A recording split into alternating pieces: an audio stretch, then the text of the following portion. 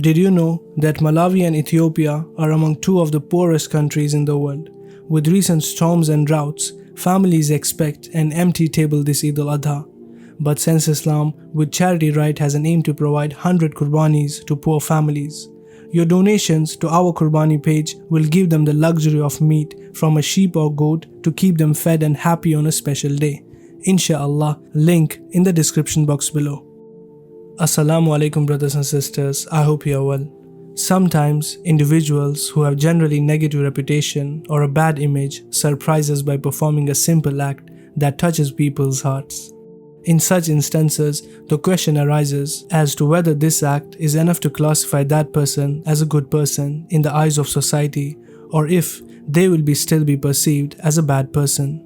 Recently, the Russian President Vladimir Putin said something that displayed his concern for the Muslim community. Putin, whose image is painted as a villain by the media, announced that anyone who has been found guilty of burning a Qur'an would be sent to prison in one of Russia's majority Muslim regions.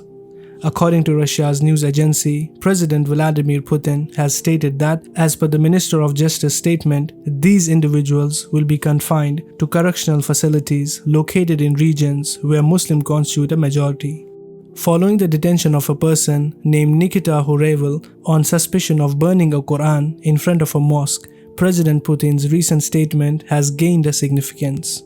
It is to be noted that intentionally desecrating a copy of the Qur'an is punishable by life imprisonment in some Muslim majority countries and could lead to a death sentence in Afghanistan, Saudi Arabia, Somalia and Pakistan, which hints that this new law will make the culprits either serve life sentences or even be punished by death. At the beginning of this year, Russia expressed its strong condemnation of an incident in which a copy of the Qur'an was burned in Sweden. The action received widespread condemnation, sparked calls for boycotts and sparked protests throughout the Muslim world. As Muslims, we wholeheartedly welcome this announcement from the Russian president. It is indeed an appreciative step, as when someone makes such strict laws for insulting holy scriptures, it will make the culprits at least think twice before attempting desecration of the Qur'an. What we saw in Sweden was that when the extremist Rasmus Paludan dared to destroy our holy books, the government supported his act. If the government had been only a bit stricter or at least not supported the act, he would not have dared to perform such a vile act. Now, many question whether it is true that Putin announced laws favoring Islam and protecting the Holy Qur'an, yet he cannot be labeled as a hero based upon his previous actions against humanity. We would like to tell these trolls that one should surely be condemned if he does something wrong, but that doesn't mean that he cannot be appreciated for any good deed that he performs. It is a misconception that a seemingly good person can never fall into error, and that an infamous personality can never have an ounce of goodness in him.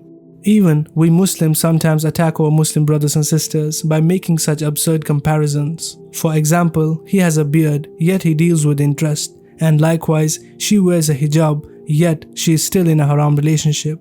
Being a hijabi or keeping a beard is a great virtue that will get rewarded, and dealing with interest or being in a haram relationship is a sin that Allah subhanahu wa ta'ala judge accordingly. But both acts cannot be mixed with each other at any point.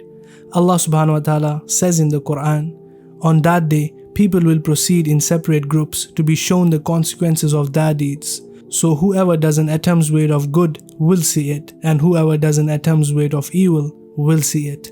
As for the step that Putin took for the protection of our holy books, it cannot be ignored at all, as it really is a brave and praiseworthy step, as recently it was becoming a trend to attack the holy scriptures of us Muslims in order to intentionally hurt our sentiments. We also do not support any act that is unjust to any human being in any way.